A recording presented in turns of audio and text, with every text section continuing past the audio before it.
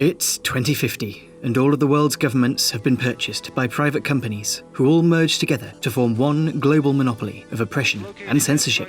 All of the traditional forms of social control, TV, the internet, alcohol, the things that keep the population sedated with the illusion of contentment, have been banned by this almighty corporation calling itself the World United Solidarity, and life has become very desperate indeed. Welcome then to YesterYear's Mac Games, where the objective today is to put a stop to this. The subject of interest is Chaos Overlords, which casts the player as the tonic to the ailment, the solution to monotony, the WD-40 to the rusty bicycle chain. Assuming the role of a crime overlord, players of this turn-based strategy title from 1996 will squabble with 5 other overlords for control of the city's underworld. And through a mixture of racketeering, gang warfare, and causing complete and utter bedlam, they will fund their operations to hire the goons, and research the weapons and equipment to enable them to reign supreme.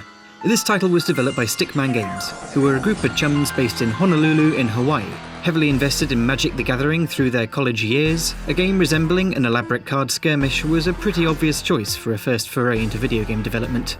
Initially coded on Macintosh, eventual publishers, New World Computing, who were best known for their Might and Magic series, insisted on a port for Windows, which pretty much saved it from being even more obscure than it already was. Stickman Games never made another standalone retail title, although they did contribute the Arcomage minigame for the Might and Magic series, and produced a few other shareware titles, including Sentinels of Keth, which I never really got on with, and Boogaloopers, which I very much did.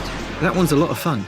These days, Chaos Overlords isn't the easiest title to get to run. It does have an entry on GOG, however, this won't work with Windows 10. Original copies aren't particularly common either, so the simplest way to take this title for a spin would be to head to the abandonware sites. I first played a demo version of the game that was included on a Mac format disc back in the day, and it's something that I've returned to pretty often. It perhaps isn't obvious why. By modern standards, the main map that players will be staring at for most of the game looks pretty basic. But while the passage of time has left some of the visuals behind, one thing that has not diminished is its compelling strategic gameplay. Chaos Overlords takes place on an 8x8 grid, with the 6 players starting off with 1 zone each, a right-hand man, and 20 credits. The specific objectives differ depending on the game mode selected, but with the possible exception of Eliminate, which puts a target on the right hands, the game modes don't really make any difference to how the title is played. Hire or dismiss one gang every turn and use them to control the sectors of the city, influence the facilities that each tile possesses, and shoot, slash or smash 7 shades out of the opponents. A lot of the game's character comes from the cast of grim and often ridiculous lackeys that a player can hire. There really isn't another game out there where a player can send shotgun-toting nuns to dispatch a group of thugs that specialise in kicking people in the neck, or disturb a gang of bankers halfway through their task of extorting protection money from a nightclub with walking clown heads. How's he holding that sledgehammer? Paying attention to the stats of a unit is key, as equipping a gang that possesses a decent ranged weapon capability with a blade is suboptimal, like giving a trombone to a glassblower. You can unlock better weapons for the units to use through research, which helps keep the powerful stuff out of the way until mid to late game. Research itself is a stat, with the units adept at this often being completely useless at almost everything else. Once a strike force is suitably kitted up, a recce into a nearby Overlord's turf will be in order, and the fighting can commence. The animations and sound effects for these are pretty slick, and while they do tend to go on a bit once the game is in full swing, it is possible to turn them off, and just view the summaries between turns. I think the plasma cannon is probably my favourite. The goons don't work for free, so a player isn't going to be heaping on one high-value unit after another onto their turf. Money is amassed through some of the revenue-generating buildings, with the highest grossing being the casino. It's always good to fast-track taking one of these over in the opening few turns. Most of the cash, however, will come from simply causing chaos. A unit with nothing better to do, or more likely, a unit incapable of anything better, usually the various sects, can be set to chaos, and will run amok, performing illegal activities. A higher chaos stat, boostable further with the right items, is far more lucrative, although too much chaos and the police will crack down on it, so dumping a heap of units onto one square and having them all go nuts at the same time isn't necessarily a good idea. Unless of course it belongs to a rival. The police are immensely overpowered. They are, after all, how World United Solidarity keeps control, and they'll blast away anyone in the specific square with immense effectiveness. So identifying a high-value location on a foe that can't yet be taken by one's own brute force and raising hell over there is a genuine strategy, and something I fell victim to a few times while playing for footage. A unit with a high stealth value can sneak past a front line and pretty much instigate this wherever they see fit. Double-clicking on a unit will bring up their profile, where the statistical figures can be reviewed, although all of this useful information is consistently upstaged by the unit's description. These are just brilliant. Muscle-bound mental midgets who can't even figure out a paper bag. These dance-happy losers attempt to bring back a long-dead era of pain. One guy works at a time while the other 5 watch. Who the hell you staring at, arse crack? Yes, I think I butchered that last one. Difficulty levels can be summed up as tricky, hard, very hard, and unfair.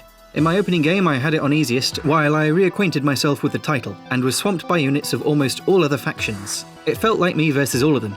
If you have a unit on a square, you can directly hire more to the same location, irrespective of how far away it is from a controlled area. So for every one that I blasted away, another came along to immediately take its place. I suppose it's to my detriment that I was able to clear them out at a reliable pace, as all the AIs figured that that's where they needed to send their reinforcements. I think this was down to bad luck on my part more than anything else, as I didn't have nearly as much trouble in later games on a harder setting.